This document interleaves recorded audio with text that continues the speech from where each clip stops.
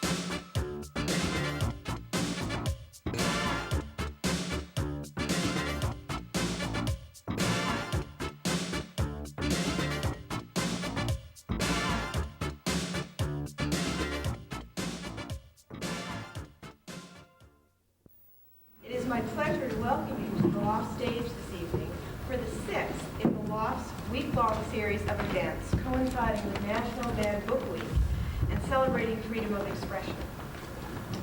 These programs have been assembled under the title Just Say Bleep, and bleep translates to the symbols that are used when an expletive has been deleted. So we're trying to pepper the Twin Cities with our stickers, and there's some outside, and I hope you'll help us with that task.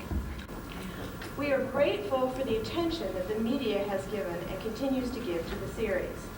For sure, it is a critically important topic, and the recognition is gratifying to the Loft, to our co-sponsors, and to the presenters who have joined us in this effort. To not take for granted, but to be vigilant of our precious freedom to express ourselves fully and to read without censorship. The Loft's participation during the week is made possible by a grant from the Lila Wallace Reader's Digest Fund. It is indeed time to turn our full attention to this evening's program. To take us on our way, I wish to introduce to you now Ms. Amy Dolnick from Borders Bookstore. Borders has put together this evening's wonderful panel, and Amy is their publicity coordinator.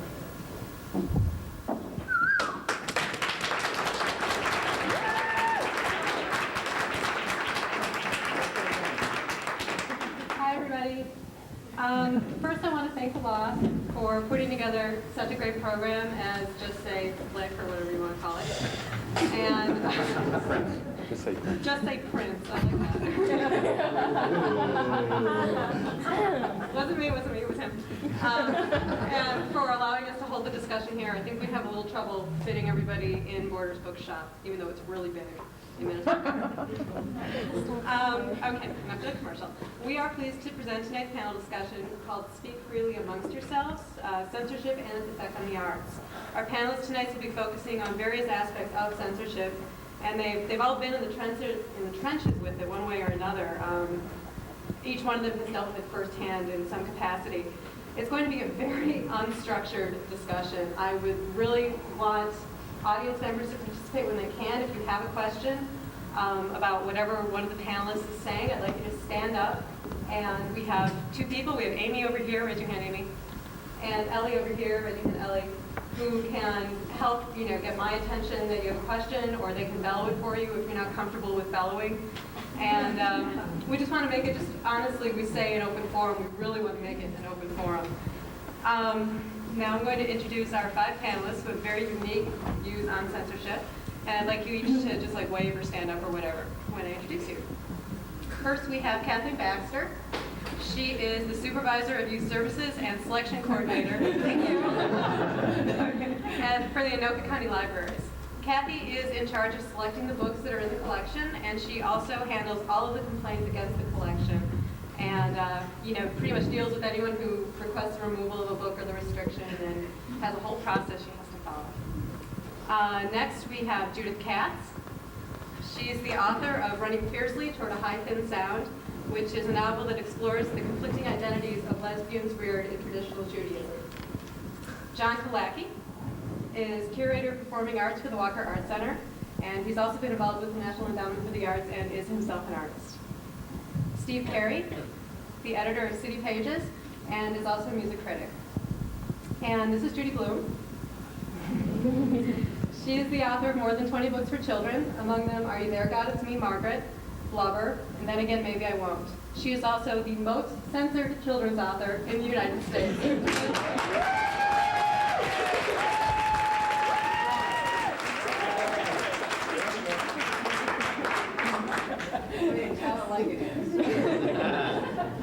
And I think I'd like to start with Judy, if that's okay. I'm going to be asking each panelist first what aspect of censorship that they're concerned with. And after we get a brief overview from each, then we'll just open it up and see what kids plan. Judy, question for you. Your books have been restricted, removed, banned, censored, and generally picked on since they were published. Had you considered this as a possibility when you started writing, and did it affect your writing once it started happening? This falls off, so I have to hold it. You better tell everybody that I have laryngitis. Yes, I need to mention Judy has laryngitis. And she was so marvelous. She did a 2-hour program this afternoon for children and really strained her voice, so she may not be talking too much tonight. But we did offer to get her a pad of paper so she can write notes to Kathy. And Kathy can read it. Now, after all that, I forgot the question. The question is, when I began to write, I had no idea that I was writing anything controversial. And I think because I was writing just right out of my own childhood memories, Are You There, God? It's Me, Margaret, was what I knew to be true about 6th grade. And actually, there wasn't as much trouble then as there has been since 1980. Much more, or I didn't hear about it. But I think it's true that the desire to challenge and remove books has grown a great deal since 1980. Anyway, the political climate has changed things. For a writer to know anything, it's best for a writer to know nothing when she or he is writing, to not know anything about what might happen out there, because there is danger then, I think, of, there would be that little voice that might be saying, uh-oh, you're going to get in trouble for this. And because I didn't know it, and because I was working with an editor and a publisher who were enormously supportive, who never told me, you're going to get in trouble for writing this. I never heard any of that. I was free. What worries me so much is that young writers starting out today are surely aware of this problem, and is that the desire to publish is so strong when you're writing. Is that going to cause them to not be as honest and free as they might otherwise be, which will result in yet another loss for kids? I want to give you an idea of some of the reasons Judy's books have been objected to or banned. Blubber, which is the story of children's cruelty to children set in the 5th grade classroom. Judy has said it was based on her daughter's class. It was very real. It was challenged last year. It's been challenged pretty much every year since it was published. The most recent reason it was challenged was because, quote, bad is never punished, good never comes to the fore. So the mean girl, was never hung by her thumbs or anything. It's also been removed from library shelves because of strong language. The words damn and bitch do appear in the book. Are You There, God? It's Me, Margaret has been challenged as being sexually offensive and amoral.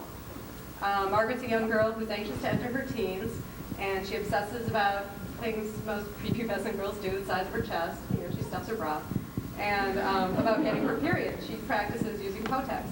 And apparently this was just too much for some people. And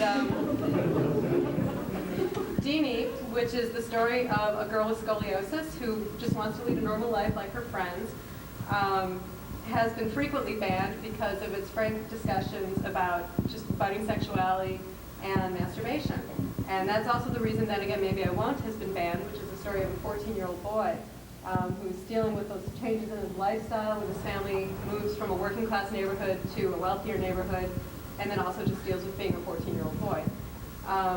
And that has also been very frequently restricted because he has sexual urges. Kathy deals with letters on a daily basis about Judy's books, basically. And I'd like her to tell us something about the kind of letters she receives and how the library has to deal with them. Am I on? Yes, I think so. Okay. I don't get them every day, thank God. I'd probably quit or have a nervous breakdown if I got them every day. The most recent complaint we had about Judy Blume's book was a patron had left a letter on the desk of one of the librarians in which she claimed that Then Again, Maybe I Won't, and Blubber were absolutely awful books. We should remove them from the library, and that Judy Blume was totally responsible for violence in American society today. I'm responsible for sex, not books.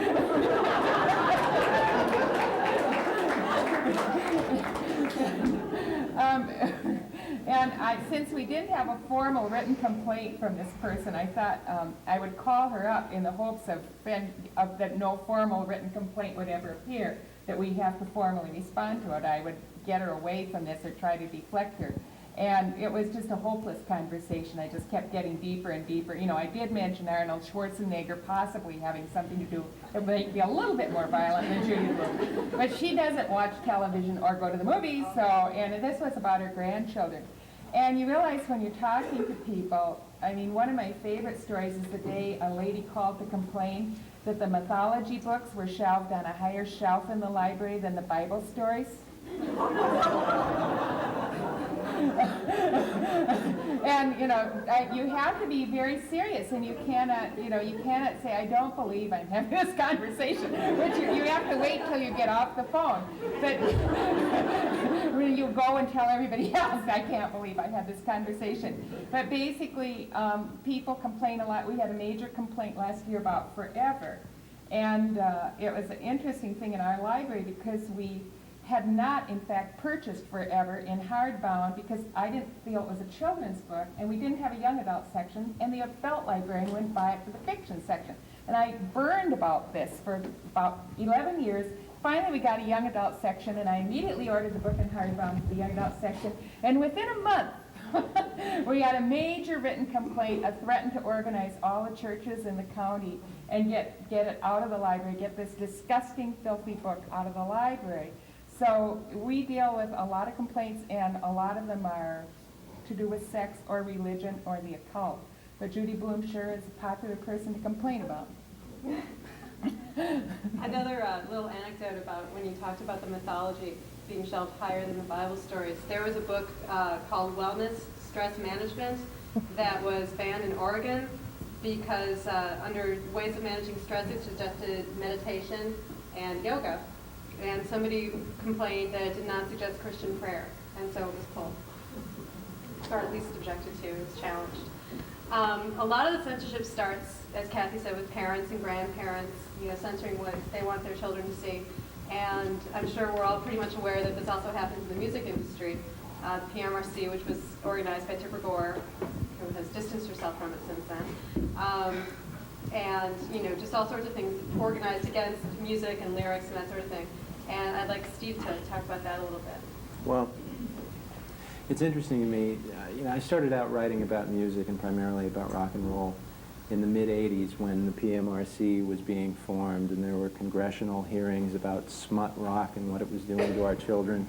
And all in all, it was a lot like the 50s in many respects. But it strikes me whenever I'm in a gathering like this, or whenever I'm around other people in the arts who are concerned about censorship, popular music and what's happening in particular to heavy metal and rap is rarely discussed. It's sort of the crazy aunt of the censorship debate. I mean, it's something that even avid First Amendment advocates don't generally like to talk about. And I think that's part of the problem that we face with censorship now. I mean, it struck me listening to the things you've said so far that the popular image of censorship is sort of community-level blue noses objecting on ridiculous grounds to works that have clear and agreed-upon merit.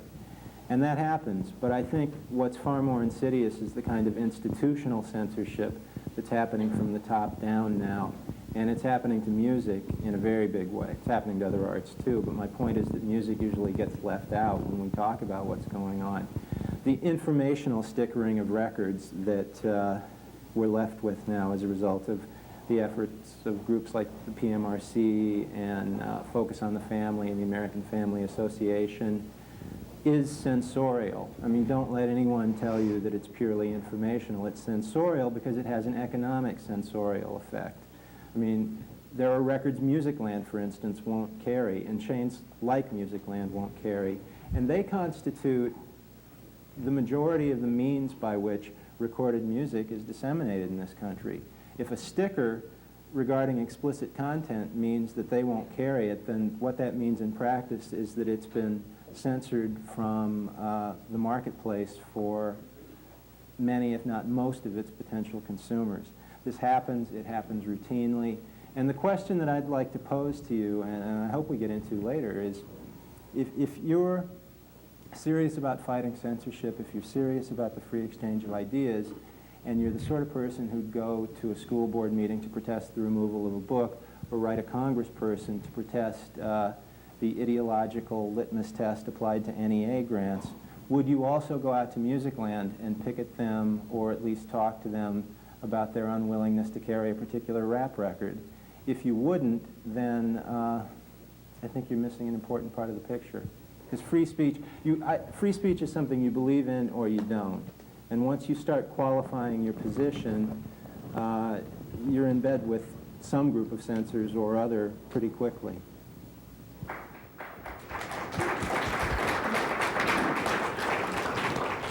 We will come back to that. Next, I'd like Judith to tell us a couple of things about where she's coming from. She was very eloquent in a very free-form conversation about the various forms that censorship takes, and questioning the difference between censorship and criticism. Okay. I want to start very personally. The novel that I wrote, Running Fiercely Toward a High-Fin Sound, recently won a Lambda Literary Award for Best Lesbian Fiction, which is kind of within the gay and lesbian publishing industry. It's a very high honor. And it was awarded at the American Booksellers Association. And I was also nominated for Best Fiction for the Minnesota Book Awards. And that book's been reviewed in all kinds of journals all over the country, and was reviewed in City Pages, and it was reviewed in 2 Jewish newspapers, which are very conservative papers, and it got very good reviews, and it's never been reviewed in the Star Tribune. And some of that has to do with being a local author, which sometimes the Star Tribune will review local authors and others not. But my other guess is it might have something to do with the fact that I'm a lesbian, and that the book is very much about lesbian stuff.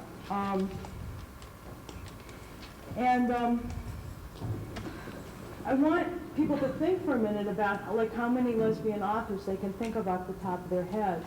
Also, how many authors of color. You might want to think about how many African American male authors are like living who are like under the age of 50 that you can think of off the top of your head. And to just understand that the kind of censorship that Steve's talking about that happens in the music industry very much happens in the mainstream publishing industry. And I was at a conference last year called the Outright Conference, exactly a year ago, when David Wanjanarowitz, he's now dead, but he's a very important gay performance artist and poet. His book was going to come out at exactly the same time from the same publishing house as Bret Easton Ellis's American Psycho, and his editor was going nuts because all the PR money was going to American Psycho, and it was kind of being wiped out from Wanjanarowitz's I don't know, kitty or whatever it is, how much money they have, his budget for publicity. And I also want you to think about when women's issues are discussed, or when women's issues are printed and published. There's a book now, do you know the name of Katie Royfi's book? Okay, Katie Royfi is a 25-year-old woman who has a mainstream book published that kind of is basically saying there's no such thing as date rape on campus.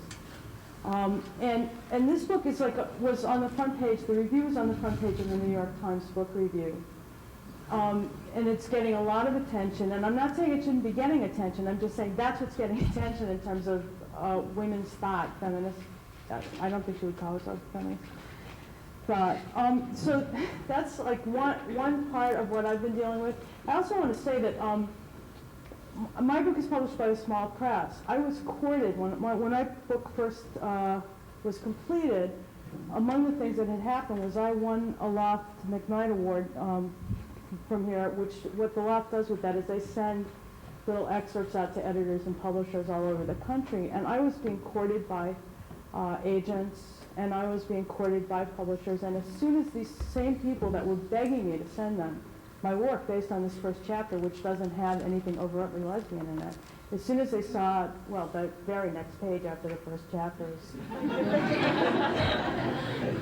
is a clever trick. They didn't fall for it. You know, as soon as that happened, they sent it back, and what they said was, we can't sell these books. We can't sell it. It just can't go. Now, you know what's going on now. It's the 90s.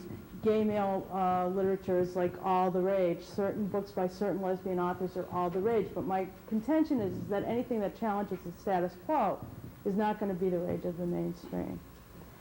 And I think for now, that's just in terms of what I want to say about myself. I also just want to say that I think it's kind of interesting that there are certain words like kike that are considered hate speech, but there are other words like cunt that are considered free speech. And I'm not advocating that nobody's allowed to say, I'm not advocating censorship of those words, but I am advocating a discussion that sort of brings into the picture and onto the table the fact that certain kinds of imagery that depict really clear violence against women, which as soon as I start to challenge that, I get told, well, I'm censoring that image. I'm not censoring it, I just want to talk about it. I want to talk about what it does to me, and I want to talk about why it's so important to keep having it if it's painful to a certain segment of the population. But I want to be able to have it without being told that I'm a dingbat and I'm trying to censor things. And I think that's all I want to say for now. Okay, next we have John Killacky, who had come prepared to do one thing and has chosen instead to do another, and I'll let him explain that.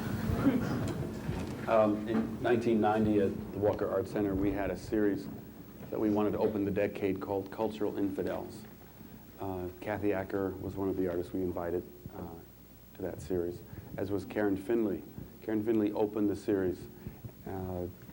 For those that don't know Finley's work, she often uses her own body as a metaphor about the abuse of women in society, and she deals with very graphically metaphorical images of rape and incest and misogyny. She becomes a victim in her monologues.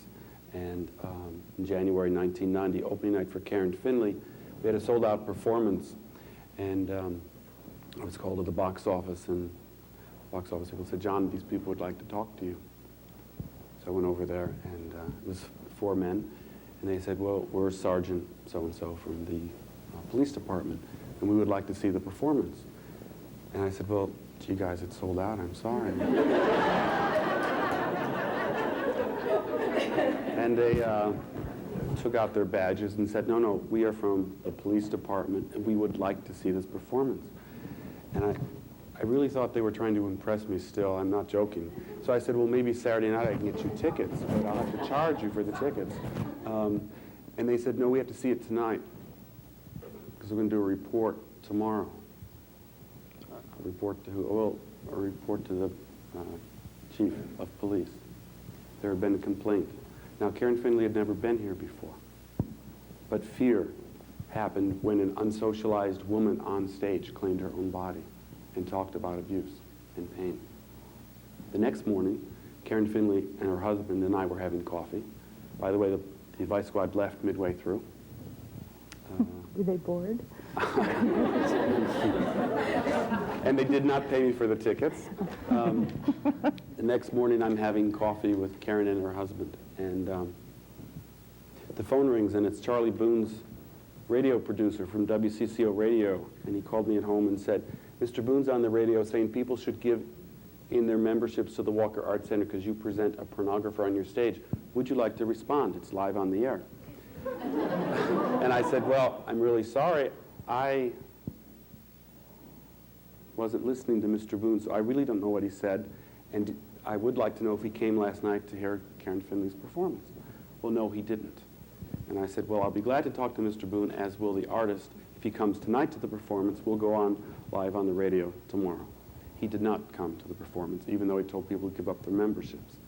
To me, that was in January 1990. In August 1990, the cultural wars, at least from the government funding, began when Congress denied grants to Karen Finley, to Tim Miller, to Holly Hughes, to John Fleck.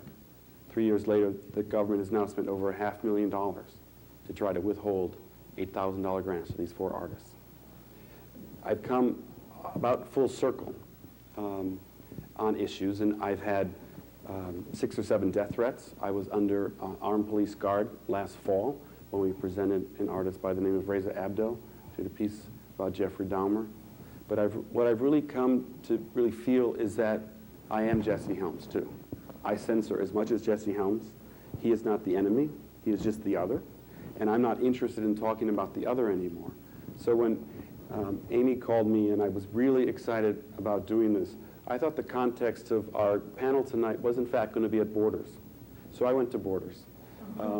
And I said, well, gee, I like male pornography myself. So I said, could you show me where your pornography section is? And the person was really great and he said, well, sir, we don't carry that kind of stuff here. So then I said, well, I'm also a big fan of Dennis Cooper. And he said, oh, he's a great writer. Come on, I'll show you where his work is. So I got a Dennis Cooper book there, and I am a big fan, and I don't know how many people know him, but he's much like a queer version of Kathy Acker, a boy queer version of Kathy Acker. But in fact, his writing is very gruesome, and it is a lot about serial murder. It's a lot about the S&M world. And so what I did 2 days ago is I decided, why is one, for all of us, accepted as literature? And I do say Dennis Cooper is a very important writer. He makes me deal with my own issues of shame. And why is Drummer, which is an S&M leather male magazine, considered pornography? And where's the difference? And what I prepared today to open my speech was last night I found a paragraph from each, and I was going to read it out loud and ask everyone here to guess where the bifurcation line is, which is pornography, which is literature. To me, I enjoy both. This is very pleasurable to me. This is very pleasurable to me. What I'm not used to is talking about things like this in an all-ages group and with fans of Judy Blume's. So, so I, in fact, am self-censoring myself right now. I'm not going to read the pornography, nor am I going to read the literature. Anyone could come up and take But anyone can have it.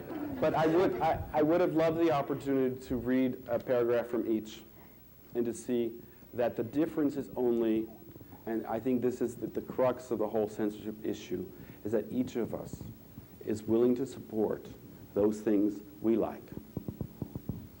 I will not allow a neo-Nazi to get on the stage of the Walker Art Center.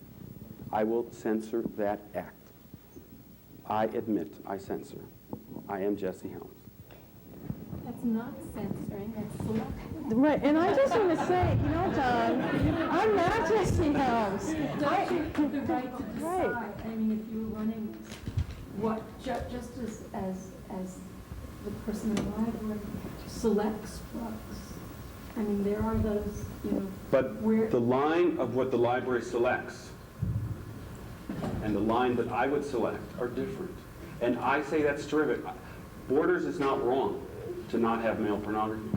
It's just clear but Borders cannot pretend that they are an open bookstore. I cannot pretend that I'm a generalist at the Walker and that I will allow all voices to be heard. The library cannot pretend that it allows all voices to be heard. But you have the power to decide what's going to be at the Walker. And the people that own Borders have the power to decide what books are going to be there. And to a certain degree, you have the power to decide what, as much as you can within your board of directors, what you're going to allow to be at the library. If you decided to have a neo-Nazi at the Walker, I would probably end up calling you up and screaming at you, but that's not going to prevent it from being there. Do you see? That's a different thing. You have more power than I do. okay? And it's just like I make artistic decisions when I'm writing a book to put this in or not. Someone else has the power to say I'm going to publish this or not. It's my decision to keep all the lesbian sex scenes in. And, you know, I don't actually think it's a lesbian sex that's scary. I think it's that these women have minds of their own and do things. You know, it's scary.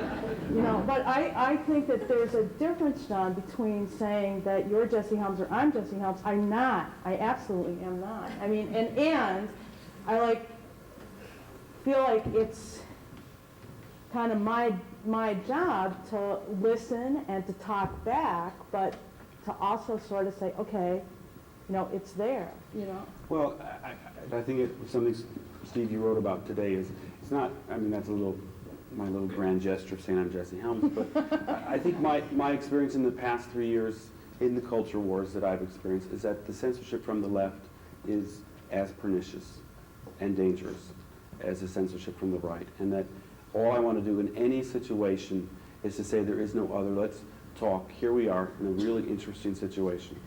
We are all very interested in these issues, but let's make them our own and not the other's issues. This is not the problem of the right wing. This is our problem in this room. Censorship on every level.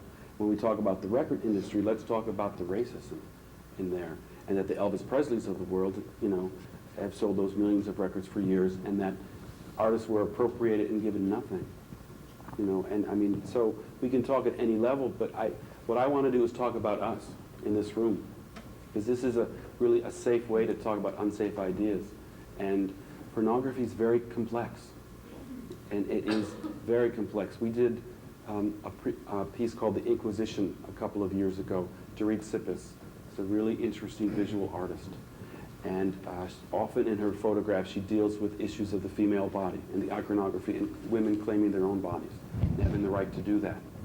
She was called to testify in Winona, Minnesota, where a video store had available for rental the movie The Devil and Miss Jones, which was a movie that was made in the 60s.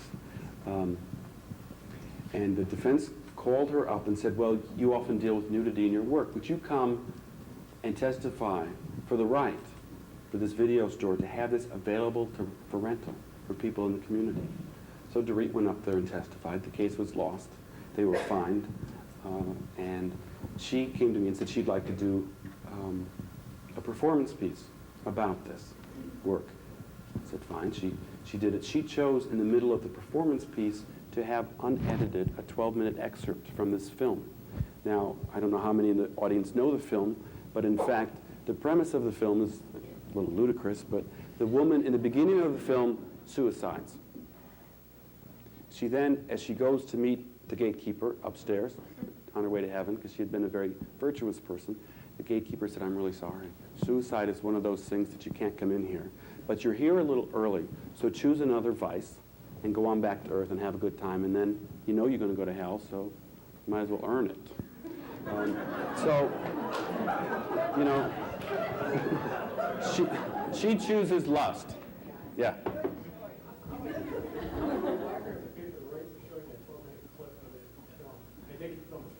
Well, the filmmaker no longer owned the film. The producer owned it, and they gave it to us. They gave it to the artist, because it's the artist's work. Not the Walker didn't own it. Dorit Sippis did. So, anyway, she chooses lust. She goes down and gets initiated into lust in the kind of most stereotypical, ridiculous way that those films deal with these issues. So she chose to show that. There was warning ahead of time in the lobby that there was this kind of material and stuff.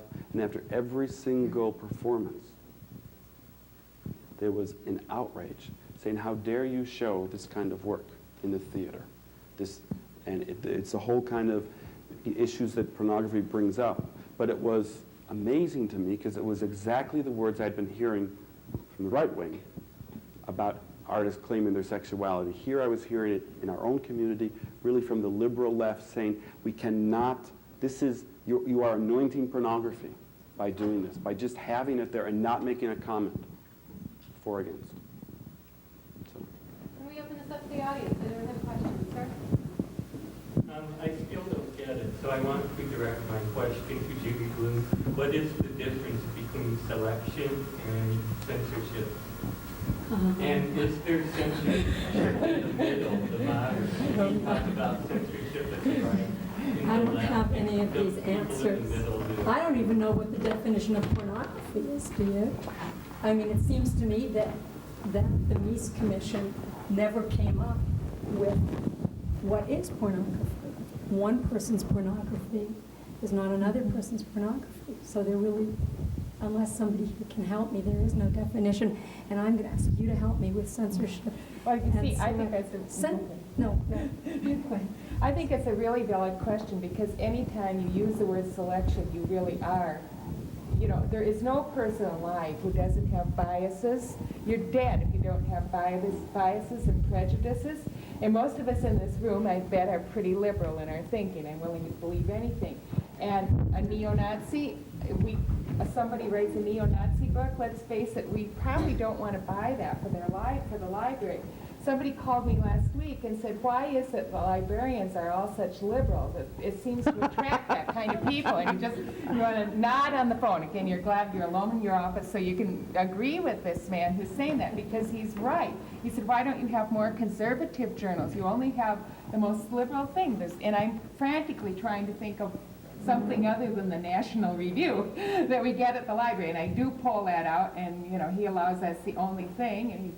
But he was very frustrated. I think we all have a very liberal bias at the library, and we can say, well, we're selecting, because that's almost an excuse, because I think at one level we really are censoring, even though, because you're a human being, and we're going to bring our own beliefs into whatever we do. And you say we're going to try to represent all sides of the issue, and we really do try to represent all sides of the issue as far as we see it.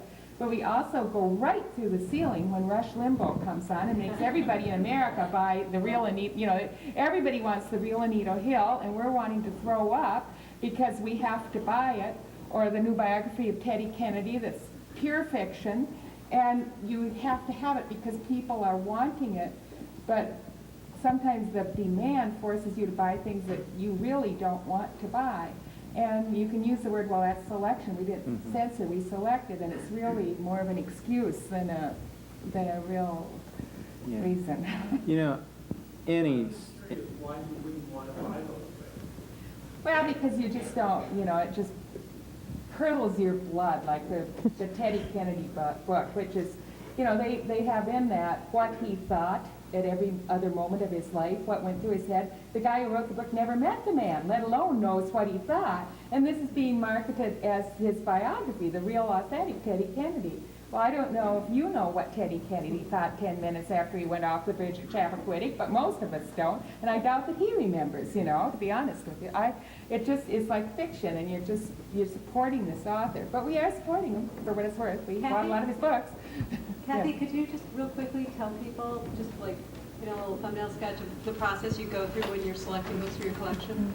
Well, most cases we are, okay, a lot of times people are demanding books. People are finding out about books so much more quickly than they did a few years ago. Oprah Winfrey has somebody on. Boone and Erickson has somebody on. And all of a sudden everybody's calling the library and saying, I want that new book by so-and-so. And we're, what new book by so-and-so? We didn't know there was a new book. They might get the title wrong. They might get the author wrong. They might get everything wrong. And you're trying frantically to find out what this is. But basically what we're trying to do when we don't have an enormous demand is look for reviews of the book in book selection journals. Now there again, right again, you're being censored because not all the small presses get reviewed in book selection journals. Not all the really offbeat things get reviewed in book selection journals. You get one of our major book reviewing magazines is the Book List, published by the American Library Association. They only give positive reviews to books. So if they don't like a book, they leave it out of the magazine. And that's a censorship in itself, and it's not giving you the reasons why they don't like the book. You know, sometimes you'll read that this is not a real good censorship item, but I read a review once of a children's book about making desserts, and the whole review was how children shouldn't eat desserts because sugar is bad for you. Now, you know, what has this got to do with the quality of the book on desserts, on whether or not kids can make desserts or how to do it? And there's all sorts of censorship at every level. Well, I was just going to say, I think reviewers are a really good example Yes, I do too. you know, if you get the book actually gets reviewed, then a critic can say whatever he or she wants and put whatever hit they want on what they're reading. And sometimes, you know, you read a review of something that you wrote and you can't even believe it's the same book that you wrote. Like you're kind of wondering like either what drugs they were on or, you know, and That's not really censorship. no, it's not. We all face that, but that's not censorship. And I guess, as I'm listening to this and thinking about your question, I guess censorship means different things to each of us. Yeah. But it seems to me that it's more of an individual or a group saying, we want this removed for all people. Because we don't like It is because we don't like it. Or I don't want this book in the library because I don't want my child to read it. Well, you have the right to say to your child, I don't want you to read that book. However, you can't control your child, and he or she may still read it someplace else and never tell you. But when the demand is made, and I have to do books here because it's what I know best, when the demand is made to remove that book from the collection because I don't like it, that to me is what censorship is about. And you can argue with me. Judy, I'm curious about, I mean, the interesting thing to me when I've seen your books is that you're working really hard at breaking down stereotypes and opening up definitions. What about books that have really perpetrated stereotypes, racial, gender-based? What's your feeling about those?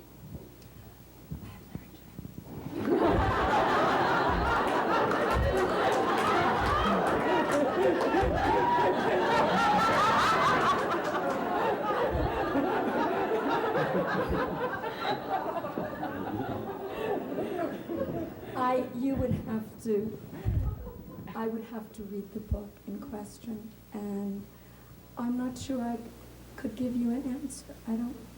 I'm really not an expert in this. I'm listening and I'm trying to respond. Would I take away Huckleberry Finn? No, I would not take away Huckleberry Finn.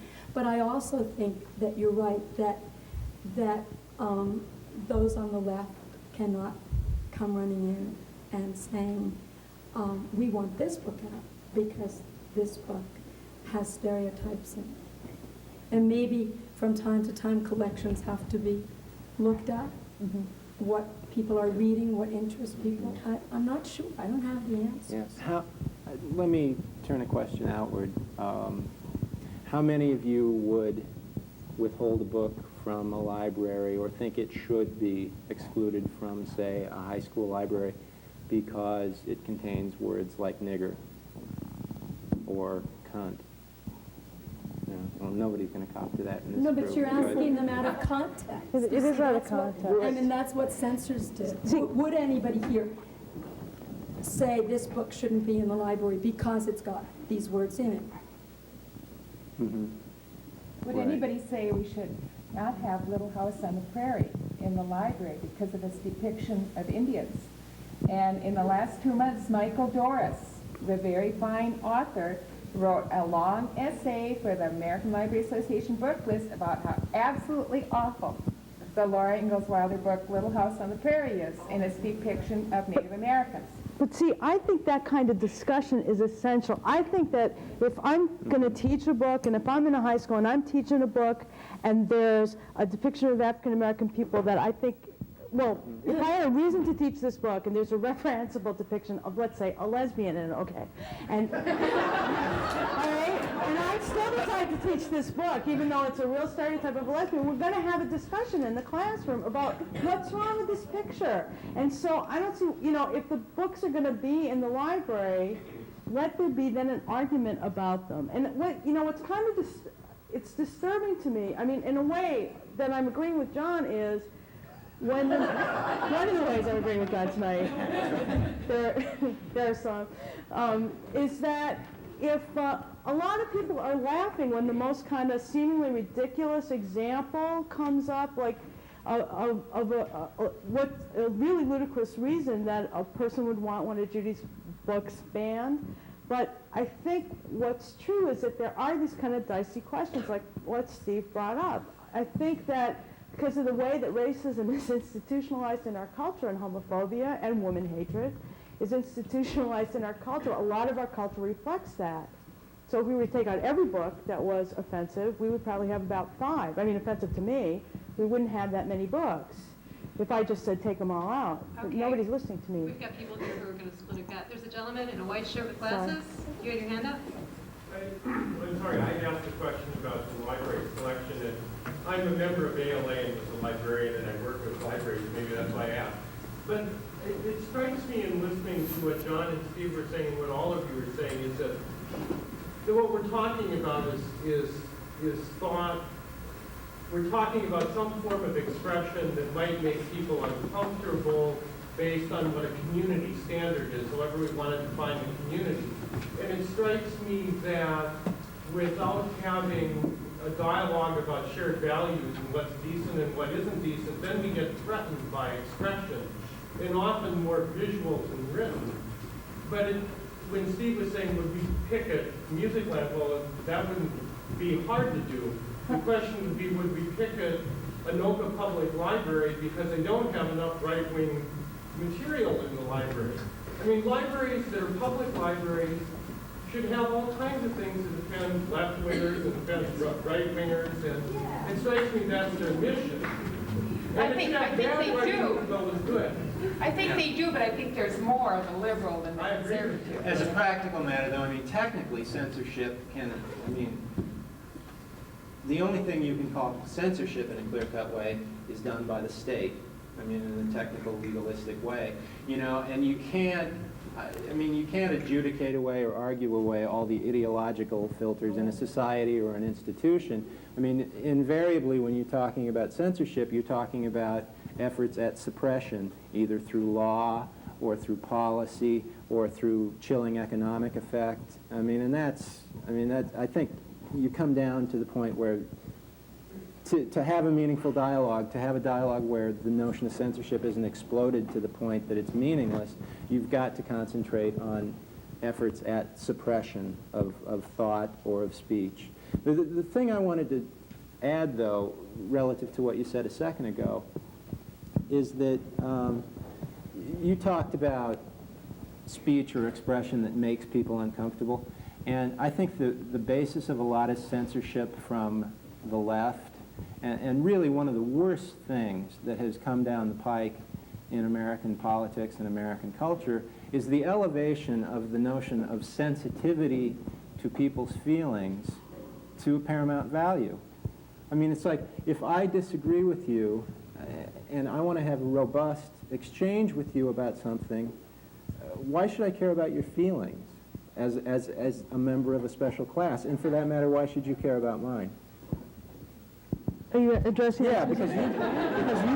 because you specifically brought up as problematic speech or representations that make people uncomfortable. No, what I really mean is speech or representations that, when I say hurt me, I don't mean hurt my feelings, I mean hurt my soul. I mean that if I have to see an image, if I see an image of a woman who's like being raped by somebody with a jackhammer, that's like does more than hurt my feelings, Steve. Do you run into that a lot? Well, you know, not so much anymore since like all this noise about pornography has happened. I don't have to like look at a lot of slides that women are showing to try to show that. But, you know, I don't go looking for it, so I don't see it a lot, but that exists. And if I challenge that, and if I'm not saying, okay, don't make that anymore, but if I'm saying that's offensive to me, then all of a sudden it becomes like this personal issue where you're saying, oh, I just hurt your feelings. You didn't hurt my feelings. It's like an offensive image to me because it denigrates me as a woman. Well, and it's fine. I mean, the discussion we're having here is not censorial in any way. Right. But Catherine McKinnon...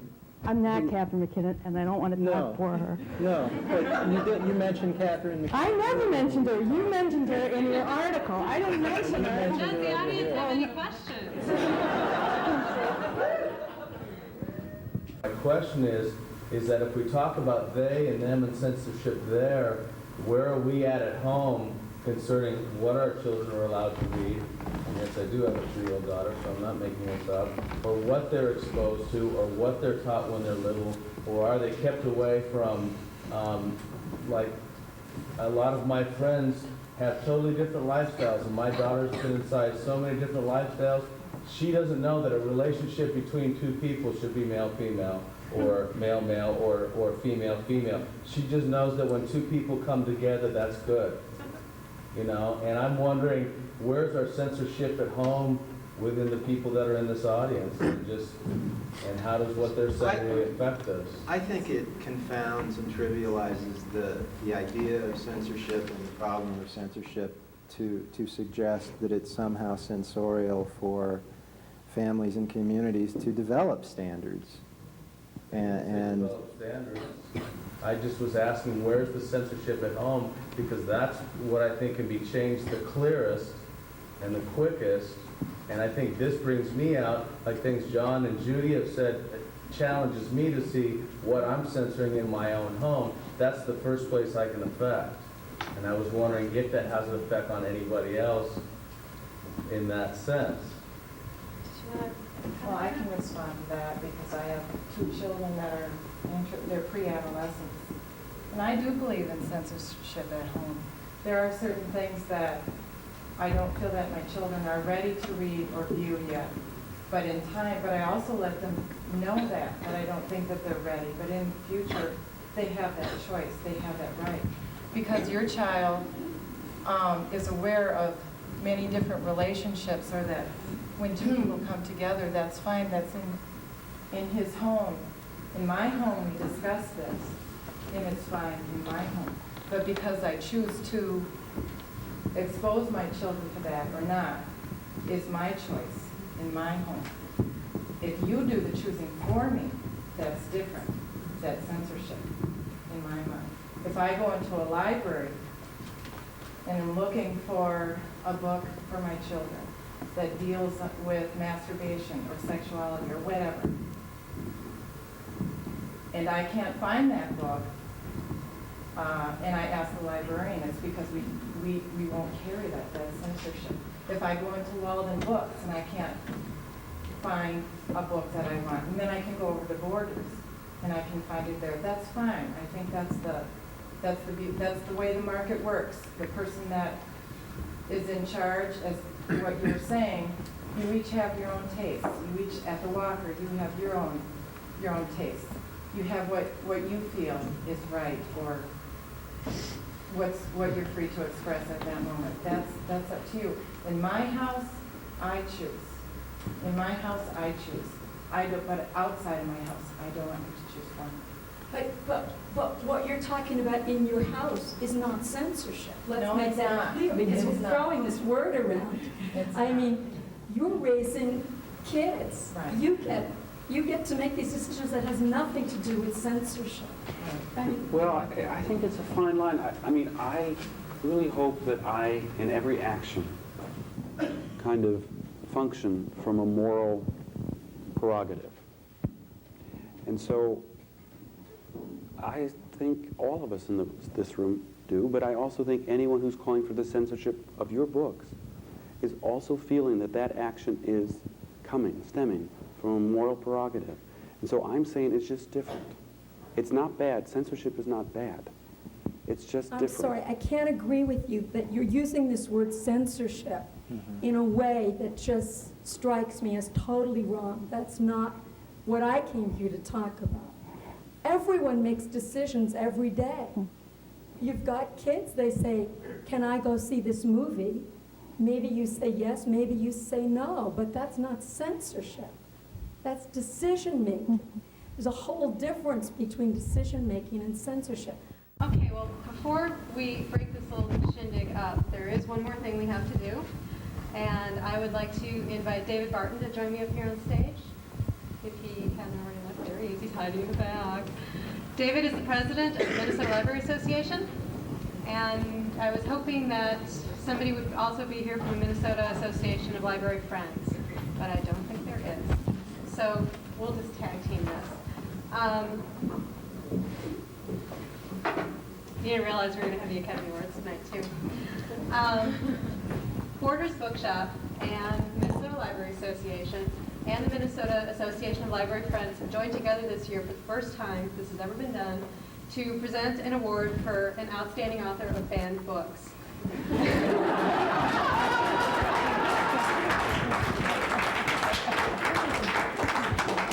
You'll never guess who got it. We're really, really thrilled that we have the chance to present this in person. We never really thought we'd be able to pull this off, and Judy's here. So I want to tell you what the award says. You haven't even seen it.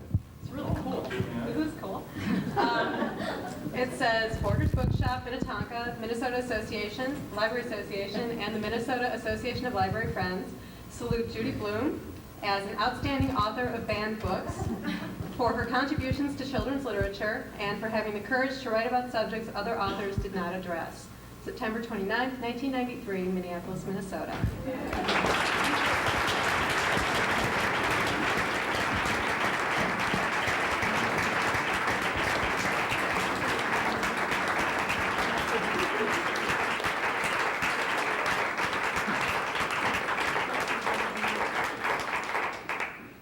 Well, what does one say?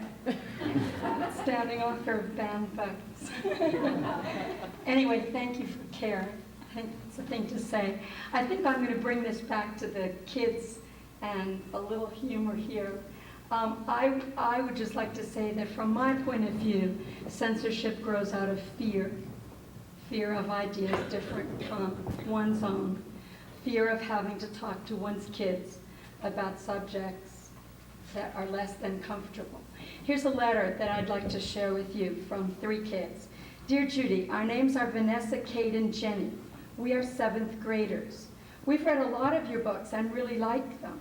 We've heard, though, that a lot of your books have been banned in some places across the U.S., and we strongly disagree.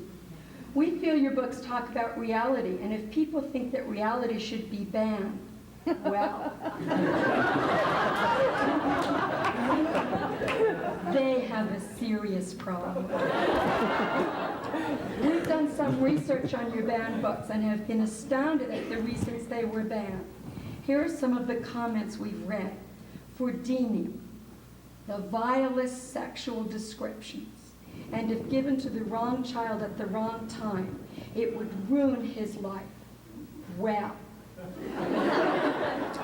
first of all, that is incredibly sexist, saying his life.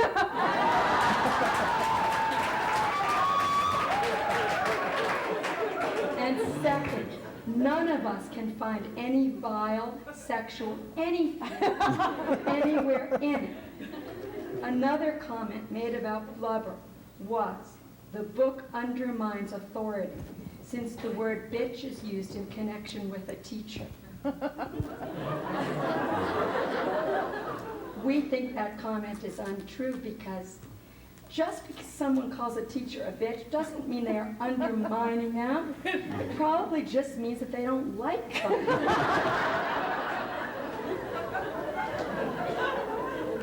People have a right to think what they want about other people and express those thoughts. We would be very interested in your opinions about your books being banned. Thank you, Vanessa, Kate, and Jen. And don't they just say it all? Thank you very much.